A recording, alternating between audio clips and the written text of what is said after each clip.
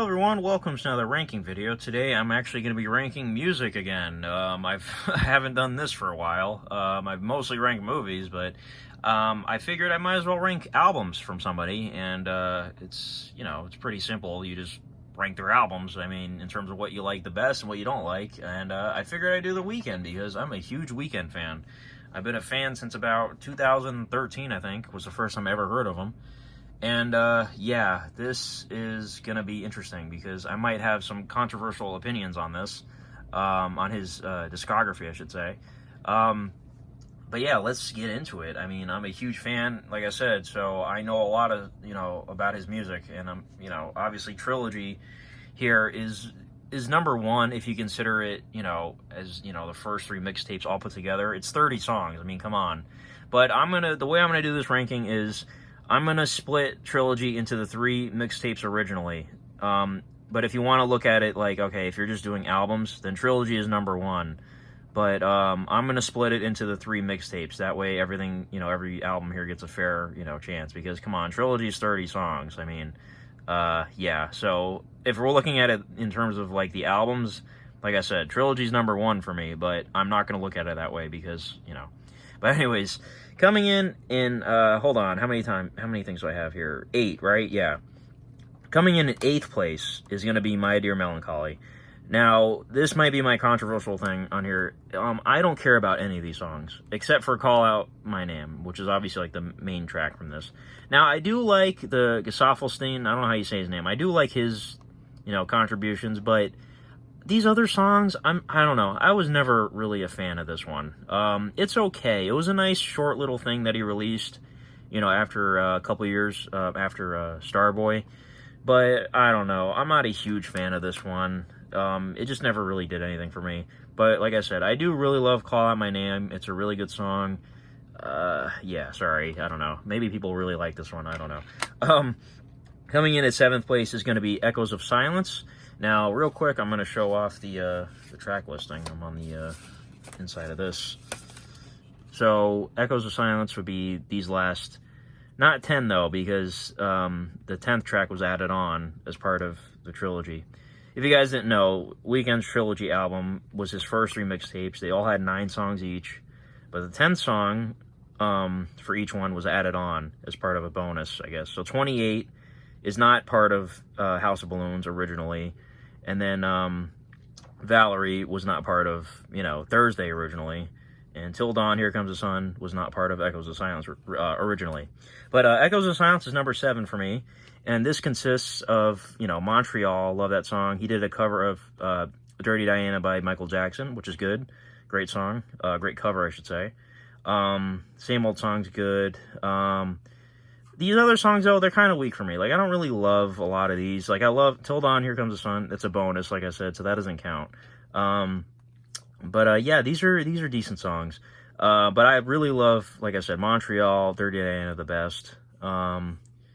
Yeah, these other ones are kind of weak for me, though. But yeah, I'm not trying to bash. Like, I'm a huge fan of The Weeknd, so I can listen to all these without a problem. But in terms of, like, ranking, unfortunately, this one's kind of low for me. But coming in next is going to be Thursday, right here. Now, Thursday consists of really good songs, such as Life of the Party, Thursday. The Zone with Drake, I really love The Zone. It's really chill. The Birds 1 and 2 are good, too. Rolling Stone, it might be my favorite Trilogy track overall, actually. I really love Rolling Stone and the message behind it. But yeah, really good, very solid. Valerie's a great bonus, but like I said, not part of the mixtape itself. Yeah, very solid. I don't know. It's a little better than Echoes of Silence for me. All right, so coming in next, I forgot there's a little bit of a nudity on the cover here, House of Balloons. Totally forgot to I was gonna put like a something on like a sticker or something to cover that, but anyways. House of Balloons has a lot of great tracks. High for This, What You Need, House of Balloons, of course, / Glass Table Girls. The Morning is really good. That was featured in Uncut Gems. Wicked Games, of course, is arguably The Weeknd's best song ever. Loft Music is great. The Knowing is great. 28, it's a bonus, but really good. But House of Balloons, for me, has the best songs out of all 3 of these. Even though Rolling Stone is probably my favorite, House of Balloons has the best tracks, like in terms of like how many it has, and it just works really well. And this was the first thing he released actually as The Weeknd per se. Like I know he has other music that was, made before he became The Weeknd, I guess, but in terms of like his introduction to the whole persona, this is a really great mixtape. So this is number, what, I lost count already, 8765 for me. Excuse me. So House of Balloons. Now coming in at fourth place is going to be Starboy. Now I really loved Starboy when it first came out.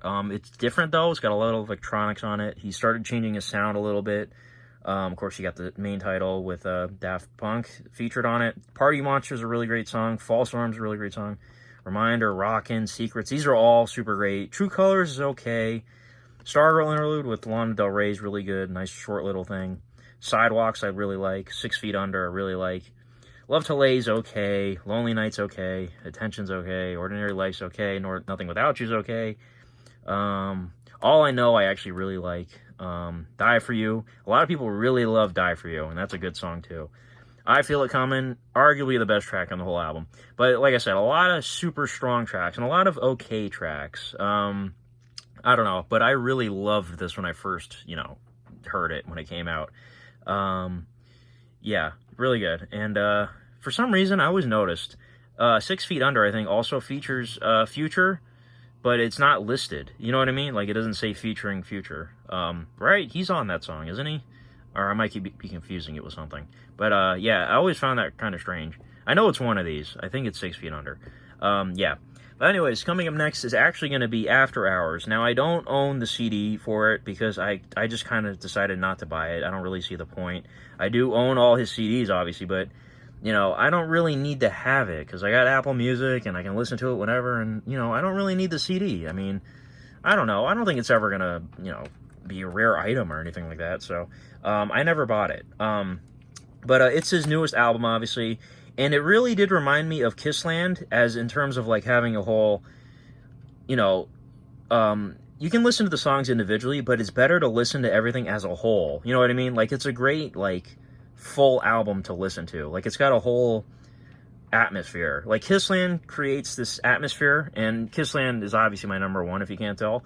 And it's a lot of people's number one choice, but it kind of reminds me of Kissland in terms of creating this whole world, this whole dark, thing. And what I love about After Hours, he kind of went back to his roots, kind of going back to the dark side of music, you know what I mean, for being, after the whole Starboy thing where he was kind of poppy and whatnot.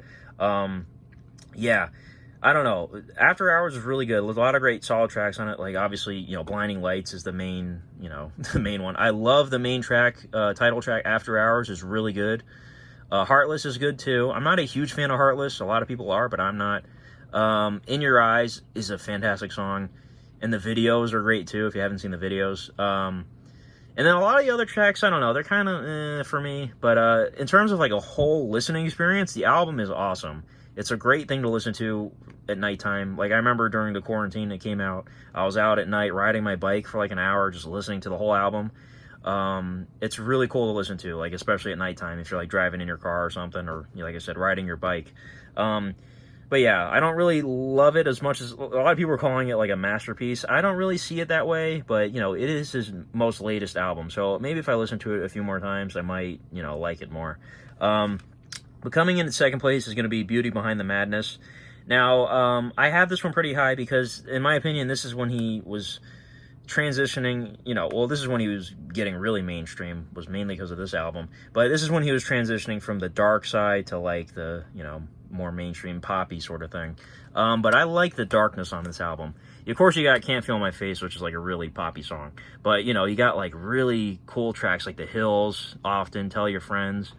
Acquainted's really good, Earned It, was nominated for, was that nominated for an Oscar? I think it was, for Best Original Song. In the Night is super underrated, in my opinion. I'm not really a huge fan of the Ed Sheeran one, and the Lana Del Rey, I don't know, but I really love, like I said, Tell Your Friends, Often, The Hills, Acquainted, Can't Feel My Face, Shameless, or not Shameless is okay, Earned It, and In the Night. Those are fantastic. But I love the feel of this album, too. This one also has, like, a unique feel to it. And it's really, for the most part, it's really dark. And I like that. But yeah, I remember when this came out, and I was really getting into the Weeknd, like, big time. It was 2015 when this came out. But yeah, this one really, like, made me a fan, like, really did. I didn't appreciate Kissland until later on, but this one really got me in there. So I have a special place for this one. Coming in at number 1 is Kissland. Now, Kissland is a really cool album. It's really, like, synthy. It's really, like, I don't know. It's really, like, you know, like Tokyo. Like, you know, he went actually to Tokyo when he made this. Professional, The Town, Adaptation, Love in the Sky, Belong to the World, Live For with Drake on it. Wanderlust. Wanderlust is my favorite track from this. Kissland, Pretty, Tears in the Rain. These are all fantastic songs, and they all flow perfectly with each other.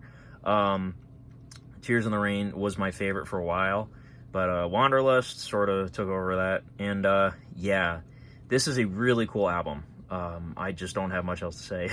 But yeah, everyone loves Kissland, and you know, they're always like, oh, make a Kissland 2. And then you got the iconic cat right there, Oxy. Yeah, this album's awesome. I don't know how to explain it. It's just got really cool synth and sound, and just the whole presentation is great. I don't know. I have this on vinyl, and it's awesome. Yeah, guys, that's it. I don't know if I explained it well, but I love Kissland. It's his best one.